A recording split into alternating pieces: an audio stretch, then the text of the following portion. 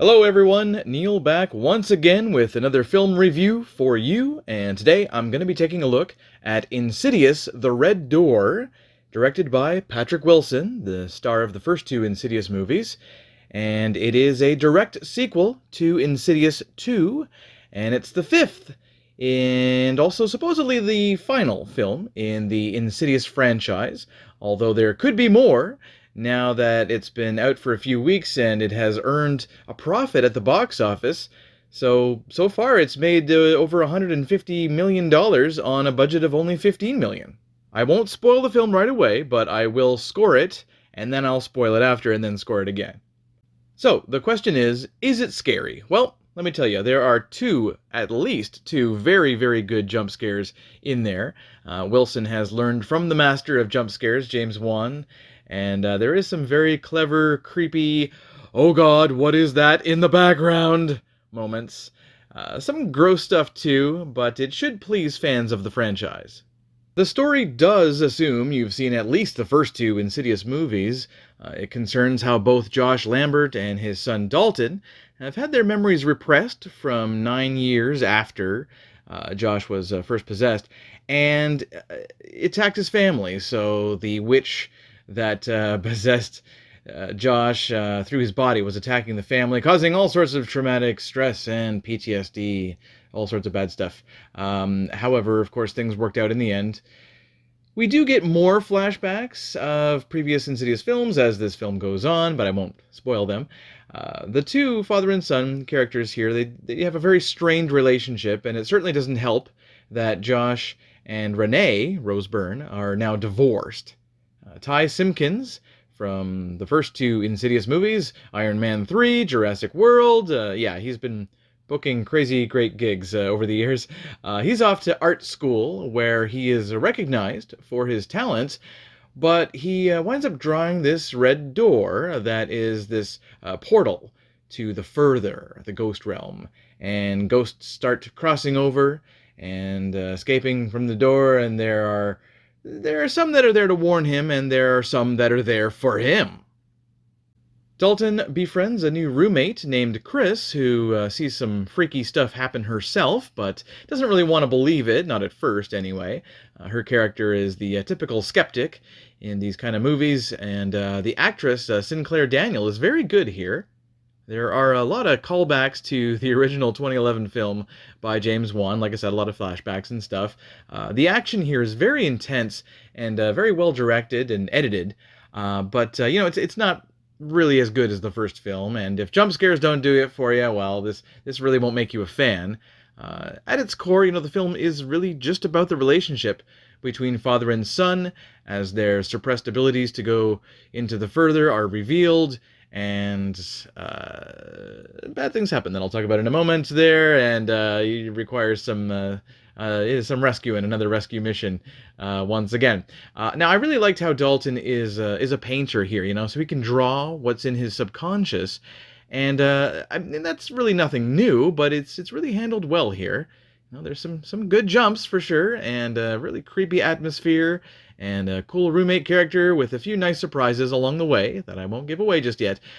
But yeah, the whole movie, this film certainly is more about family than learning more about the further or about the inhabitants, the demons and stuff. Like, I'd really like to learn more about the backstory of some of these crazier, more colorful characters, but we don't really get that. It's really just a father-son story. But that's okay in the end for what it is. I mean, the film is a tad redundant and maybe even a bit derivative of the previous entries. It's not quite as good as the other ones, or say the Conjuring films. Still, it's a solid horror sequel, and I'm going to give Insidious: The Red Door a 7 out of 10. Alright, now on to the spoilers.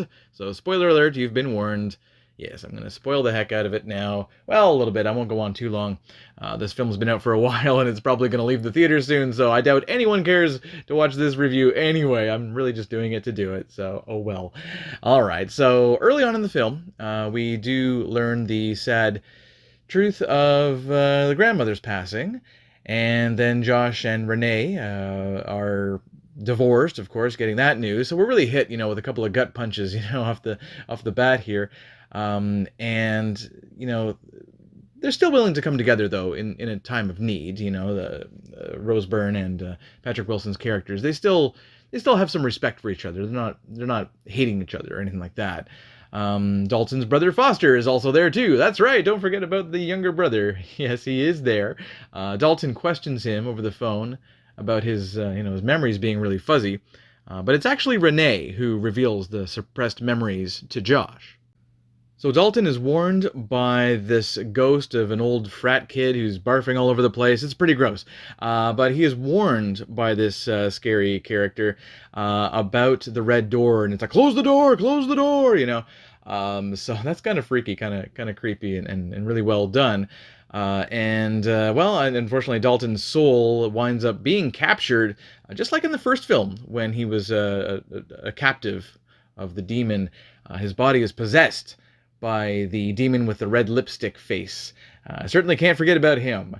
And the camera changes when he's on screen. It's this shaky, intense shot with some Dutch angles, and there's lots of good handheld work here, though. I must say, even just in a quiet scene. Even a quiet scene like when Josh visits his ex-wife. There's also the revelation that Josh's dad, Dalton's grandfather, saw demons and ghosts too, but was locked up in a mental institution, and he died there. By the end of the film, Josh must go into the further to save Dalton from the red lipstick-faced demon who, under possession, tries to kill his friend Chris. Josh gets his son out of there and holds the door to the further as Josh escapes back to his own body, and then he can paint over the red door with black paint, sealing the door forever. We assume. And, there's a scene where we are made to think for a second that maybe Josh won't survive this, holding the door back from the demon. But he does survive, and then he winds up meeting his dad's ghost, who guides him back to the world of the living.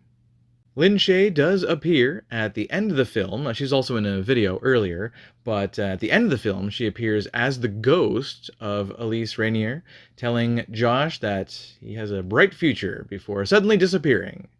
And at the very, very end, we get this dark shot of the light above the sealed door that begins to blink. So that suggests that maybe this isn't the final Insidious. Maybe it's time for a crossover. So it's a good, solid horror film, especially if you like jump scares. Wilson has certainly mastered the art of the dreaded shot, where the camera moves slowly, and it's a fake out sometimes, right? But sometimes not. Some great handheld work here. But like a funhouse, we're always thinking something's going to pop out. And it's done very well in some unpredictable ways. The story, however, was pretty predictable, I gotta say. Pretty derivative of the previous films. Insidious isn't the most original horror franchise to begin with, of course. It's really just Poltergeist mixed with The Exorcist, and some other things too. But it is done well, and I think Wilson did a very impressive job directing it, and the editing, the acting was very good, and like I said, I think it will please fans of the genre. So, again, I'm going to give Insidious The Red Door a 7 out of 10. Alright guys, that's all for me. Thank you for checking out this horror film review, and until next time, peace.